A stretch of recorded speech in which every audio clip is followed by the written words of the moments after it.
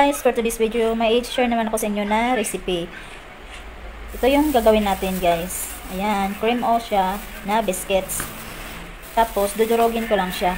Dahil yung basti namin, siguro nakita na naman niya sa video, sabi niya, gagawa daw kaming cake. Tapos ito daw yung gagamitin. Cream o siya at saka yung milk. Tara, umpisahan na natin gawin. Kasi kanina pa yan siya gustong kumain ng cake. Dudurogin ko lang siya dahil wala kaming pandurog. Anuhin ko na lang muna siya. Ganitohin. Pinasok lang din siya sa labo kasi wala kami yung may ziplock ba yun? Tawag nun.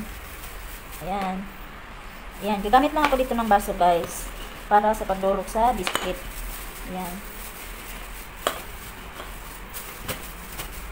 Hindi naman siya talaga yung totaling durog na durog. Yung pinong-pino. I-try ko siyang gawin kung totoo ba yung sabi niya ano daw, para na daw cake pag kahit biscuit lang daw yung ginamit.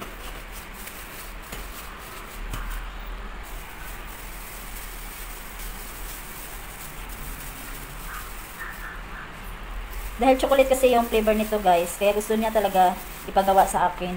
Alam mo naman, yung basti namin mukhang chocolate. Tapos maglagay lang din tayo ng milk. Ayan, pupunuin lang natin siya na yung hindi na talaga makita yung cream o ayan, yan lang ang gagawin natin.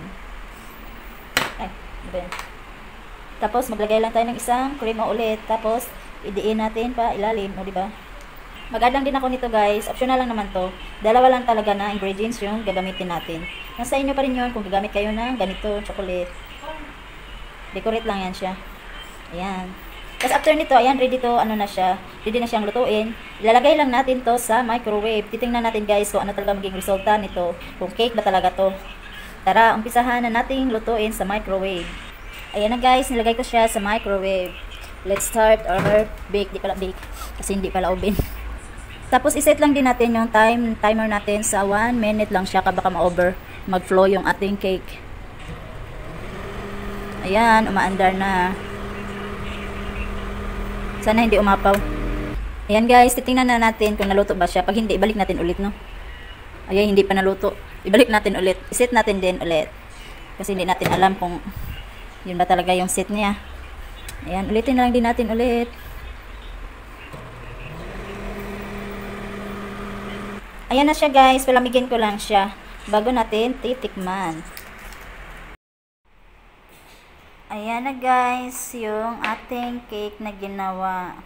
Pinalamig ko lang siya saglit sa ref. Sa fridge pala. Titikman natin kung ano talagang hitsura niya. Or ano talagang lasa. Ayan. Para pala talaga siyang cake.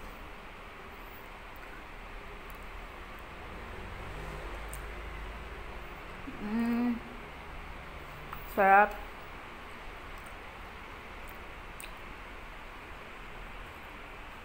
Chocolate na chocolate. Tikman ko lang din ulit. Pangalawang tikim.